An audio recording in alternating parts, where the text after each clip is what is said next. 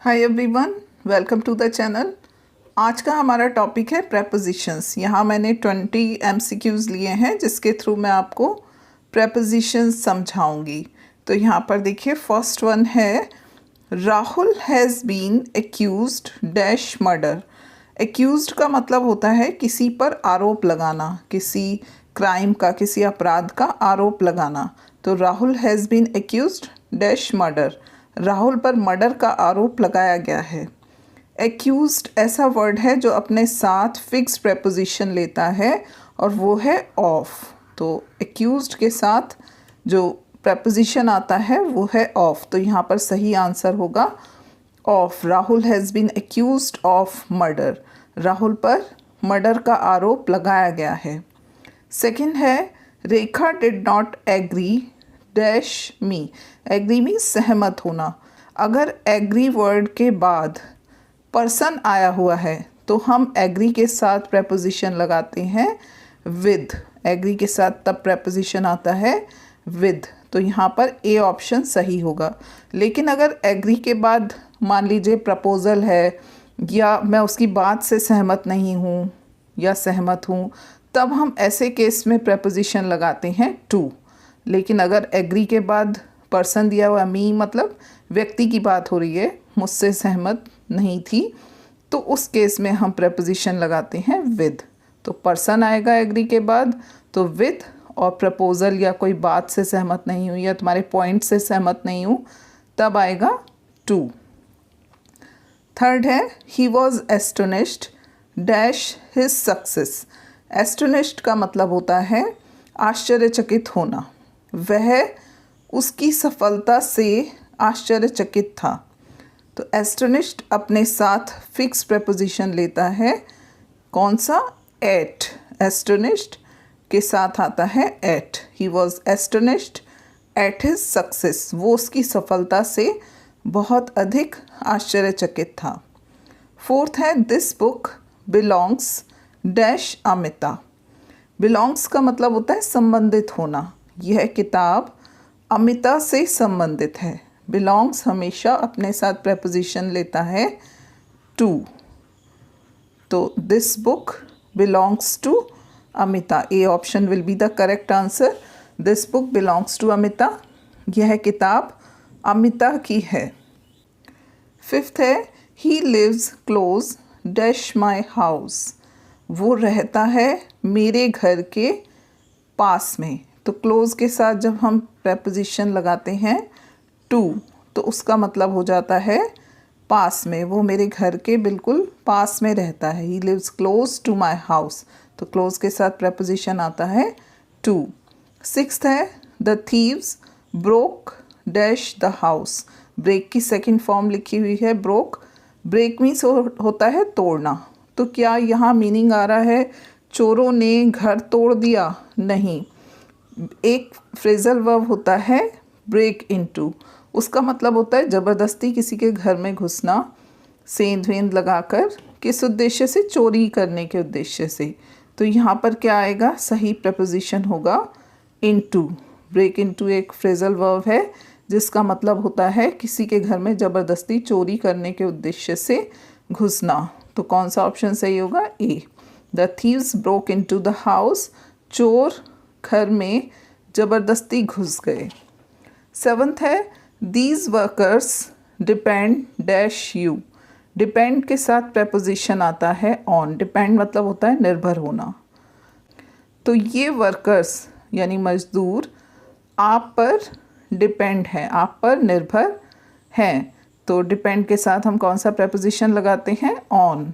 ऐसे ही children depend on their parents. बच्चे अपने माता पिता पर निर्भर होते हैं। तो यहाँ बी ऑप्शन सही होगा। डिपेंड के साथ प्रेपोजिशन आता है ऑन। एट्थ है his father died dash malaria.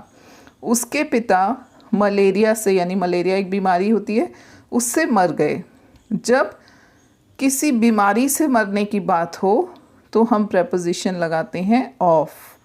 Die के साथ प्रेपोजिशन तब आता है ऑफ। तो डाई के साथ कई सारे प्रेपोजिशन आते हैं। जैसे अगर बीमारी से मरने की बात हो रही हो तो हम ऑफ लगाते हैं।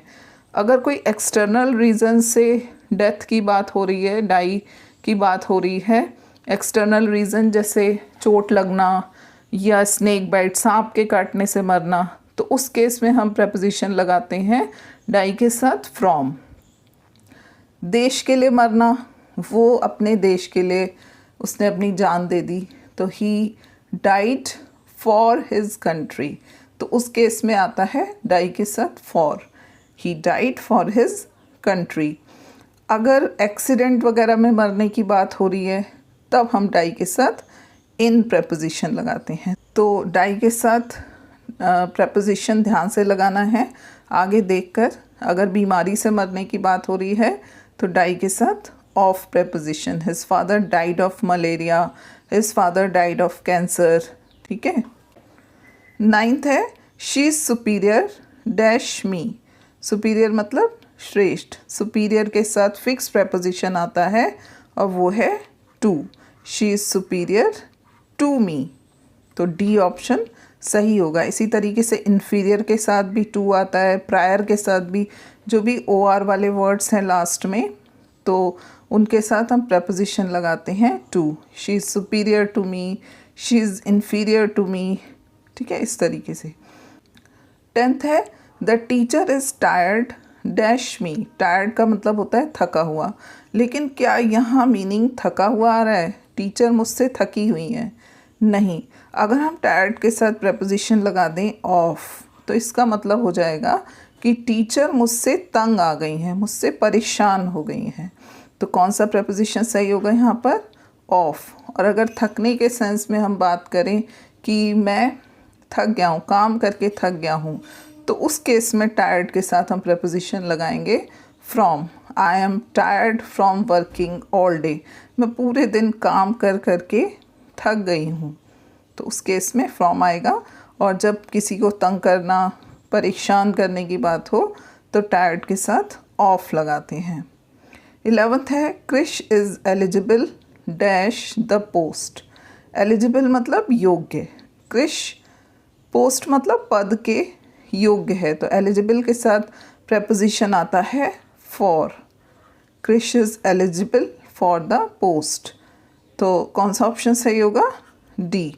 Krrish is eligible for the post, he is eligible for the job.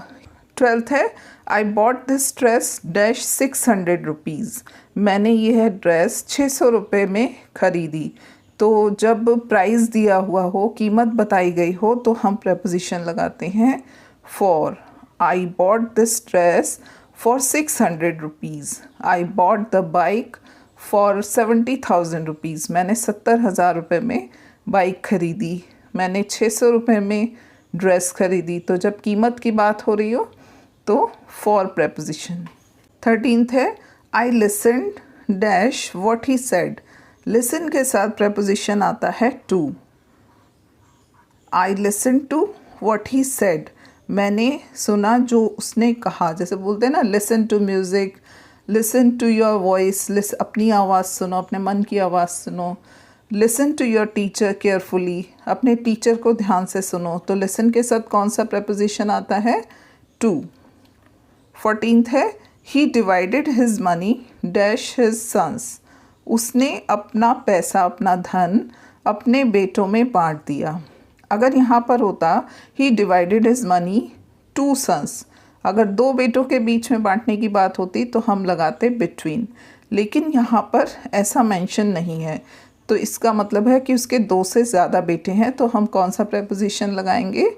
Among. तो अमंग तब आता है जब दो से ज़्यादा के बीच में कुछ बांटने की बात हो रही हो।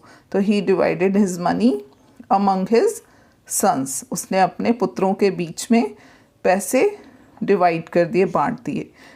15th है open your book dash page 12।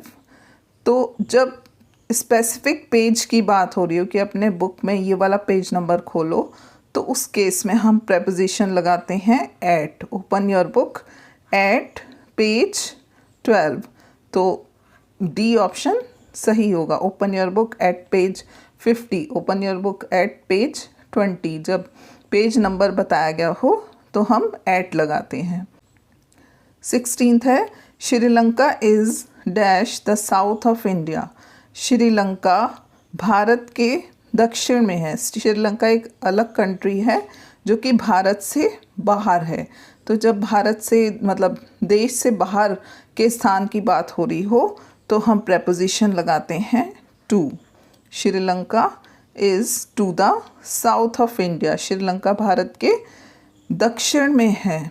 Nepal is to the north of India. Nepal Bharat के उत्तर में है। लेकिन जब देश के अंदर किसी राज्य की बात हो रही हो, किसी जगह की बात हो रही हो तो इन आता है। 17th है many people still believe dash magic. Believe के साथ प्रेपोजिशन आता है in. Many people still believe in magic. कई लोग अभी भी, स्टिल मीन्स अभी भी, बिलीव मतलब विश्वास करते हैं किसमें, मैजिक में, जादू में। ऐसे ही बोलते हैं ना, बिलीव इन गॉड, भगवान में विश्वास रखो। बिलीव इन हार्ड वर्क, कठिन परिश्रम में विश्वास रखो। तो बिलीव के साथ कौन सा प्रेपोजिशन आएगा, इन। तो सी सही आंसर होगा। 18th है wait dash her dash the bus stop. तो वेट के साथ हम प्रेपोजिशन लगाते हैं फॉर। वेट फॉर हर, और बस स्टॉप क्या है, एक निश्चित जगह की बात हो रही है तो क्या आएगा, निश्चित जगह के लिए हम लगाते हैं एट। तो कौन सा ऑप्शन सही होगा, सी। पहले में आ जाएगा फॉर और दूसरे में at. Wait for her at the bus stop, उसका बस स्टॉप पर इंतज़ार करो। 19th है your father was charged dash theft. आपके पिता पर थेफ्ट मतलब चोरी का आरोप लगाया गया है। चार्ज्ड के साथ प्रेपोजिशन आता है विद। चार्ज्ड के साथ प्रेपोजिशन आएगा with. Your father was charged with theft. तो ए ऑप्शन सही होगा। 20th है the manager is not satisfied dash his work. Manager उसके काम से संतुष्ट नहीं है। सेटिस्फाइड अपने साथ प्रेपोजिशन लेता है विद। तो कौन सा ऑप्शन सही होगा, ए। क्या आएगा यहाँ पर, with. Now this question is for you. Ravi is inferior dash me. Options हैं A over, B of, C in, D to. Comment box में लिखकर बताएगा कि इसका सही आंसर क्या होगा। मिलते हैं नेक्स्ट वीडियो में। Till then good bye, take care.